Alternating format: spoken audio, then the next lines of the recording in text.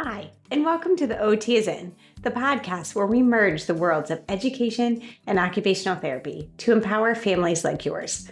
I'm Sarah Collins, your host, an occupational therapist and a homeschooling parent. I've experienced occupational therapy by supporting families for over 15 years, but also through seeking out support of my own children, so I'm right here in the trenches with you. Though there is not one way to educate your child, there is a lot to consider when individualizing an education. And the goal of this podcast is to explain some of the why behind what an occupational therapist is thinking so you can apply it to your own family. Especially with my three favorite topics: executive functioning, handwriting, and sensory processing. Each episode will be packed with practical tips, expert interviews, and real-life stories aimed at helping you to create a supportive learning environment for your child. So, grab your headphones and get ready to dive in of the collision of education and occupational therapy. I'm Sarah Collins from Homeschool OT, and I'm thrilled to have you with me on this journey of discovery. Hey, and welcome back to the OT is In podcast. I'm your host, Sarah Collins, occupational therapist, homeschool mom, and founder of Homeschool OT. Today's episode is a really special one because we're celebrating a milestone that I honestly never could have imagined when I sat down to record that first episode. This is episode 100. Over the past 100 episodes, we've talked about sensory processing, executive functioning, handwriting, literacy, regulation, and all the ways that occupational therapy can support learning and participation in everyday life. But today, we're going to do something a little bit different. Instead of bringing on an expert guest or me just talking through my day-to-day questions and answers, instead, I invited some of the people who have lived this journey alongside of me. You'll hear from my daughter, Annabelle, a recent homeschool graduate who is heading off to college this fall. You're going to hear from my son, Reese, who's still in the middle of his homeschool journey, and my husband, Brandon, who is a very supportive of our family, but admittedly skeptical when I first suggested homeschooling nearly a decade ago. So if you've ever wondered what homeschooling looks like from the perspective of a child, from a spouse who wasn't quite convinced that this was the right path, or a homeschool graduate, I think you're really going to enjoy today's conversation. Before we get started, I want to thank CTC Math for sponsoring today's episode. One of the things we discuss in this conversation is how homeschooling allowed us to tailor education to each child's strengths, challenges, interests, and goals. And that's exactly why I appreciate CTC Math. Their flexible approach allows families to meet children where they are, whether they need extra support, additional practice, or the freedom to move ahead. So you can learn more about CTC Math from the link in today's show notes. So now, let's celebrate episode 100 together and hear what homeschooling looked like from the people who experienced it firsthand.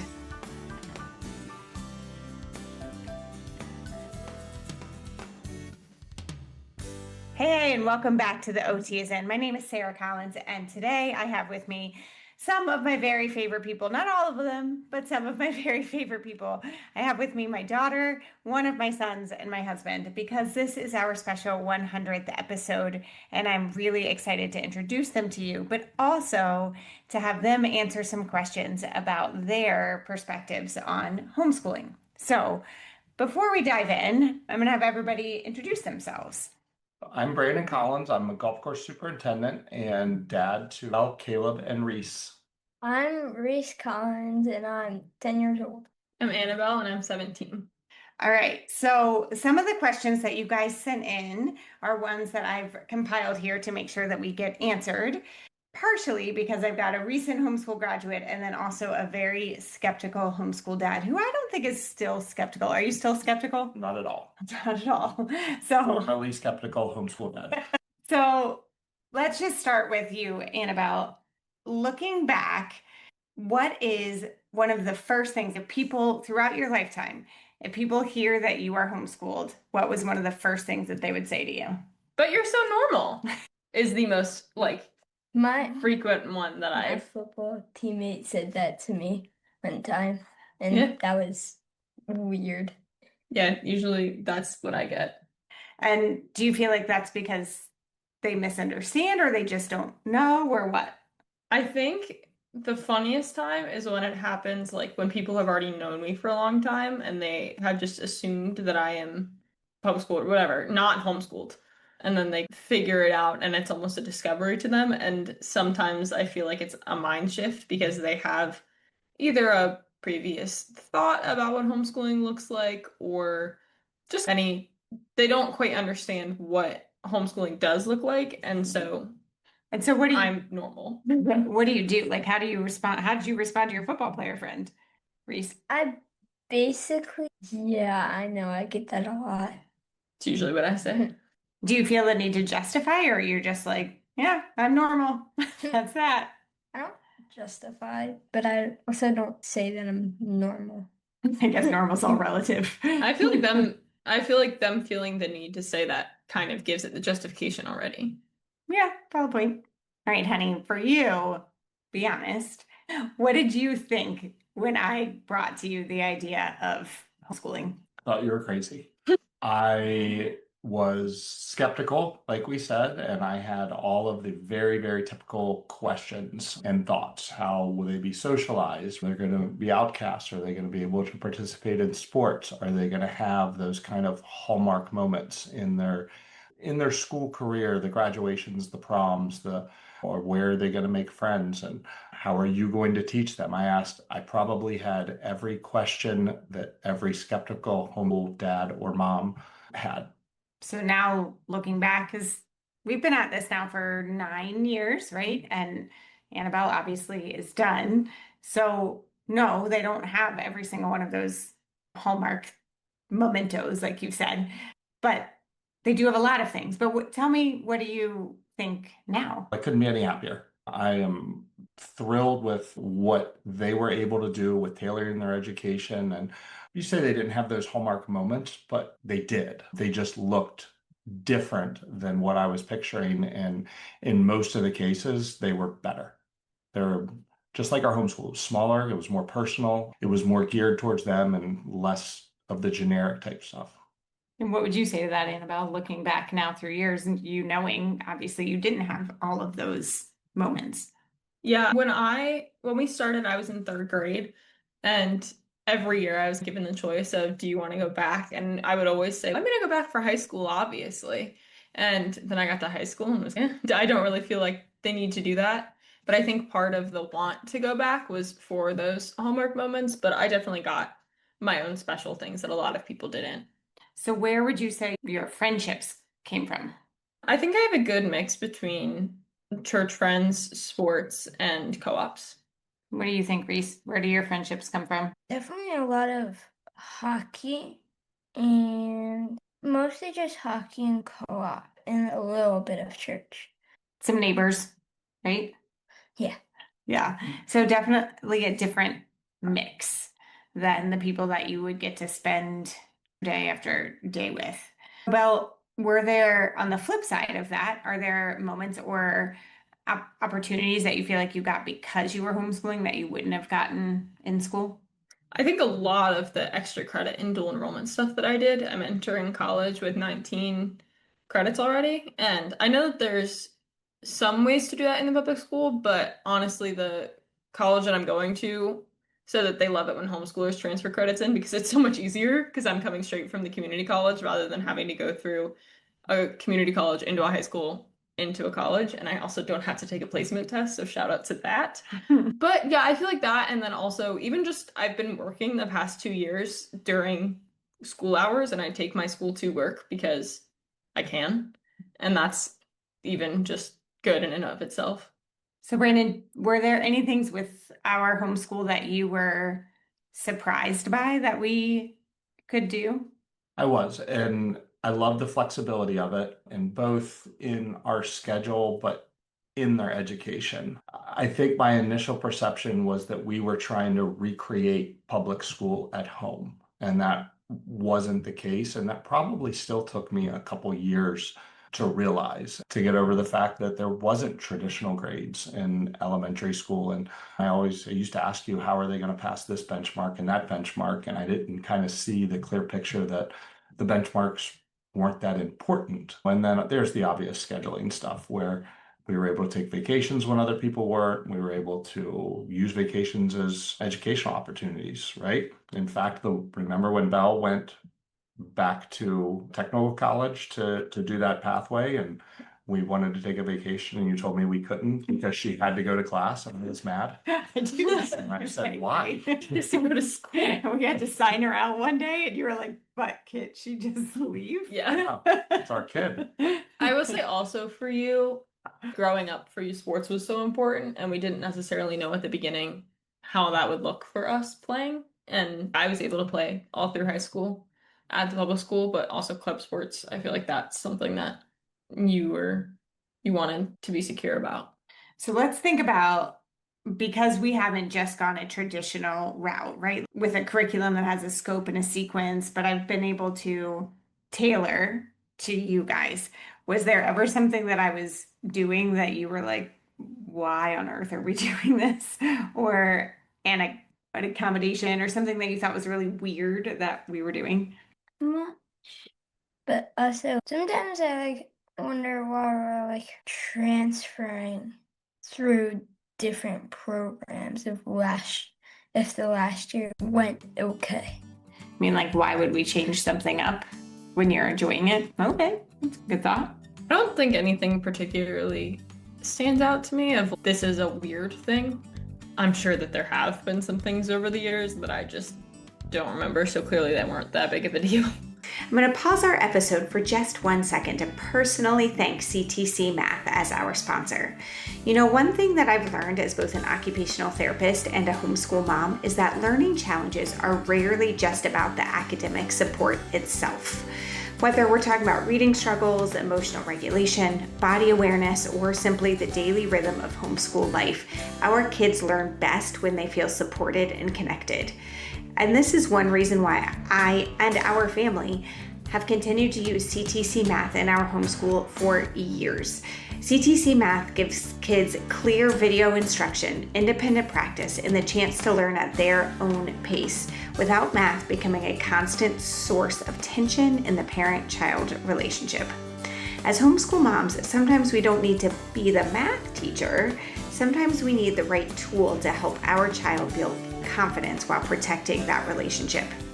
You can click the link in the show notes to try CTC Math and receive 50% off. Now, back to the show. Welcome back. My name is Sarah Collins, and we're here with my family today for our 100th episode. And I want to hone in a little bit more on you, honey, because I think that so many parents who are considering this option of homeschooling, there's one or the other that's more excited about it than the other. So now looking back again, we've been at this now for about 9 years.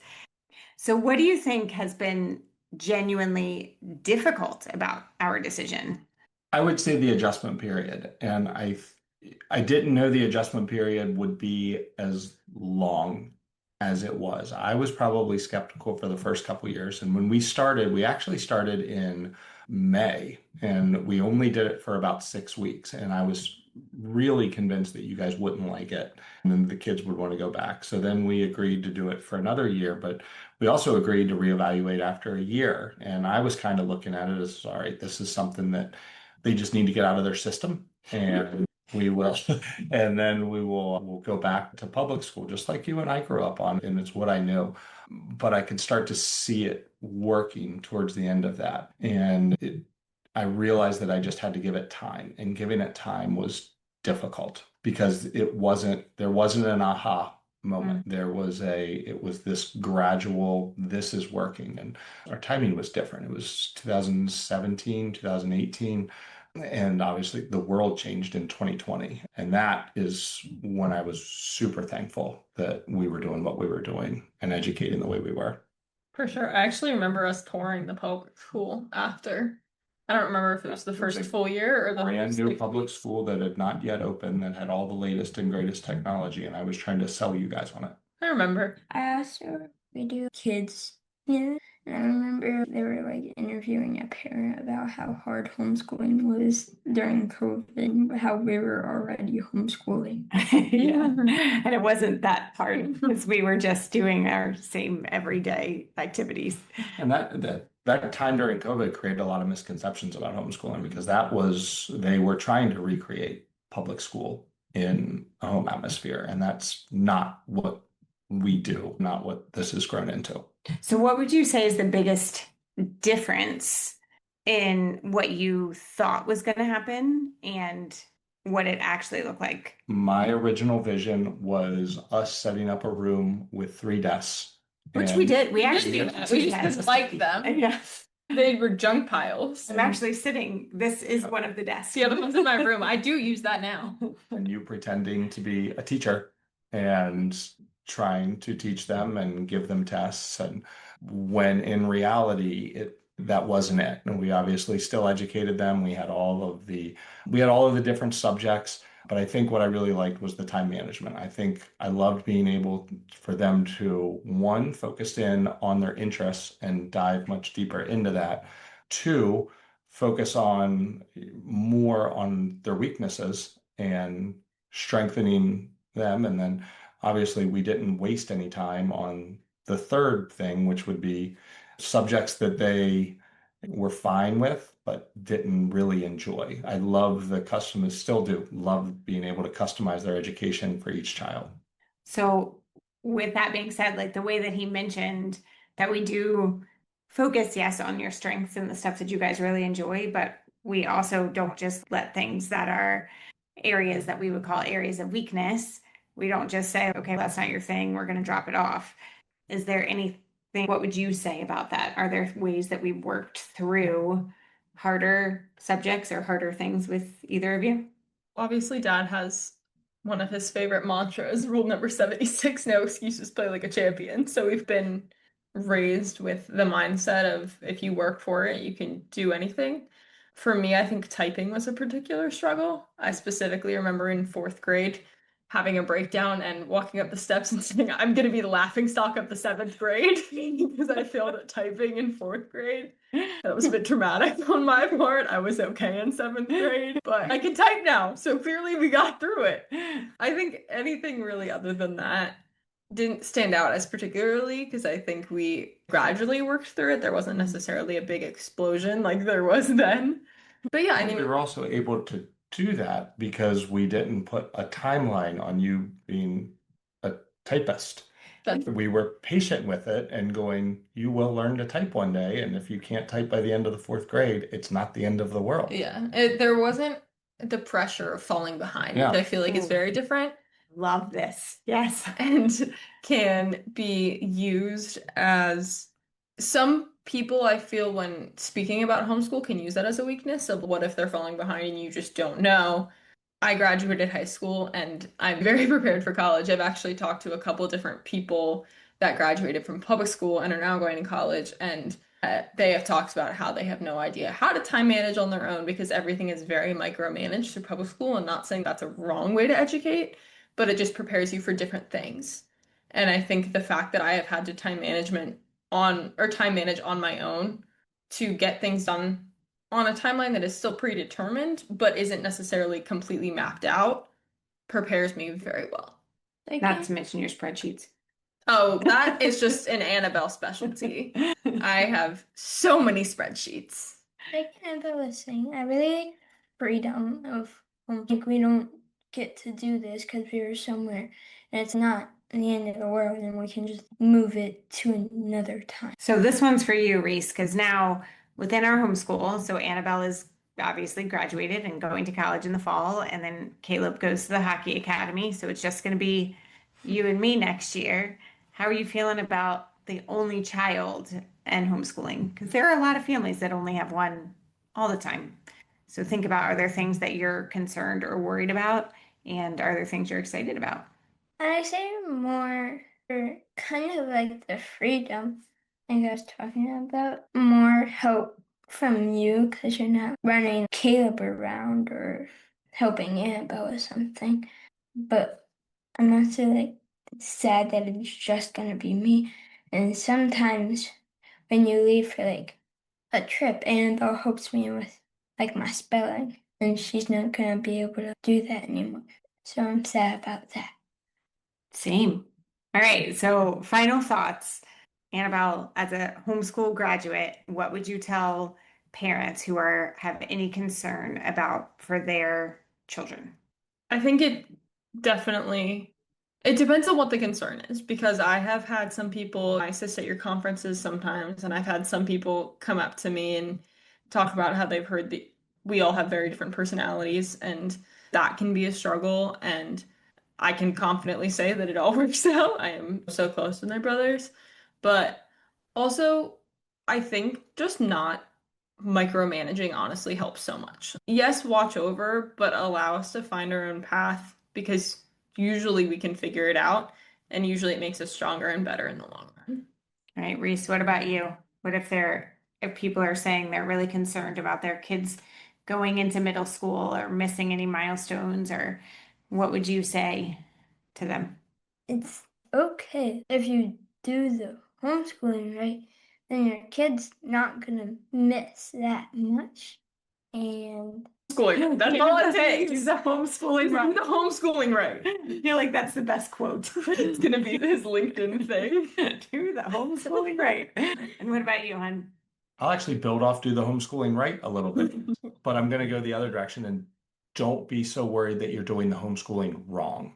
Is that there is so much space to evaluate and course correct. There's so many resources out there.